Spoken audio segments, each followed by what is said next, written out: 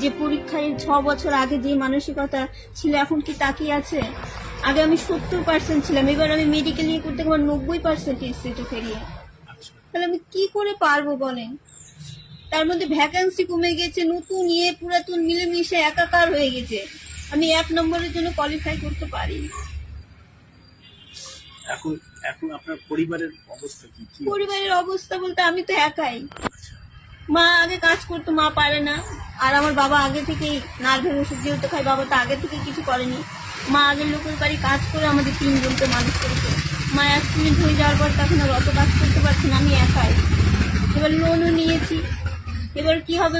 এই অবস্থা হলে এখন কি রাস্তায় গিয়ে দাঁড়াতে হবে? তাছাড়া তো কোনো উপায় নেই। নতুন বাড়ি তৈরির জন্য কত টাকা লোন নিয়েছে? আমার স্যাংশন হয়েছিল 28 লাখ, তার মধ্যে 26 লাখ টাকা নিয়েছি। তাহলে আপনার ইএমআই কত হচ্ছে? আমার ইএমআই হচ্ছে মাসে 22,500 টাকা করে কাটছে। মাসে 22,500। তো এখন তো আপনার কিছুই নাই, এখন কিছু নেই, কিছু তাহলে এই নেই, লোন শোধ করবেন কিভাবে? আগামী দিনে কিভাবে চলবেন? কোনো কিছুই নেই। এখন বিশাল অবস্থা, মানে কিছুই সেরকম মানসিক দিয়ে ভাবতে পারছি না যে কি করবো, কোনো কিছুই আর ভাবতে পারছি না।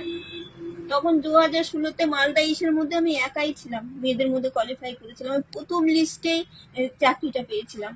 আচ্ছা, কোনো তো দুর্নীতির সাথে কোনো কিছুই আমি যুক্ত ছিলাম না। মানে আমাদের সেইবার পুরো ভ্যাকান্সিও পূরণ হয়েছিল না, লাস্ট 56 অব্দি গেছিল।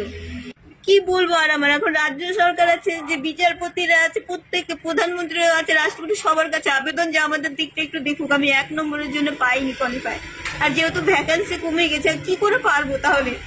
প্রত্যেক সাবজেক্টে যা ভ্যাকান্সি তাই আছে, কোনোটা হয়তো বেড়েছে। আমাদের 29-এ নেমে এসছে ভ্যাকান্সি। তাহলে আমরা তখন যে 56 জন ছিলাম কি করে পাবো সিট? ছেলে মেয়ে মিশে এখন এবার সিট হয়েছে 29। আগে ছিল কত?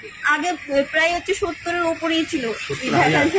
হ্যাঁ, এবার 29,000। এবার 29-এ নেমেছে, 29টা সিট দিয়ে আমি ডিজিটাল কার্ড যখন হ্যান্ডিব্যাক করতে গেছি, গিয়ে দেখছি আমার 90% চলে এসছে, আগে আমার 70 ছিল।